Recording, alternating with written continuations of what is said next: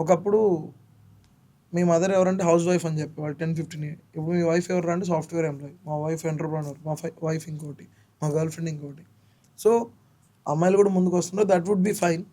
కానీ end of the day money matters అండి. నేను ట్రస్ట్ చేసేదైతే మనీ మ్యాటర్స్. యంగ్‌స్టర్స్, అబ్బాయిలు లైక్ 25 ఇయర్స్ వస్తే చాలు. వెనక నుంచి రాడ్లు తీసుకొని రెడీగా ఉంటారు. బంధువులు, ఫ్రెండ్స్, కొలీగ్స్. ఏం చేస్తున్నావు? కష్టపడుతున్నావా? లేదా? ఆడ గాలికి తిరుగుతాడు. ఈ ఇంట్లో ఏముందో ఈడికి అడుక్కునే పని లేదు. కానీ అవతల వాళ్ళని జడ్జ్ చేసేదాంట్లో ఫస్ట్ ఉంటాం. ఎస్పెషల్లీ ఏపీ, తెలంగాణ పీపుల్‌లో అది బాగా ఉంటది. నేను బాగా గమనించా.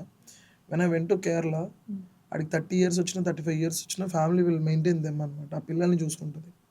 వాళ్ళు మంచిగా హ్యాండిల్ చేస్తది. కానీ ఇక్కడ అట్లా ఉండదు. ఎస్పెషల్లీ మన 2 స్టేట్స్‌లో టూ వరస్ట్. ప్రతి దానికి కంపారిజన్.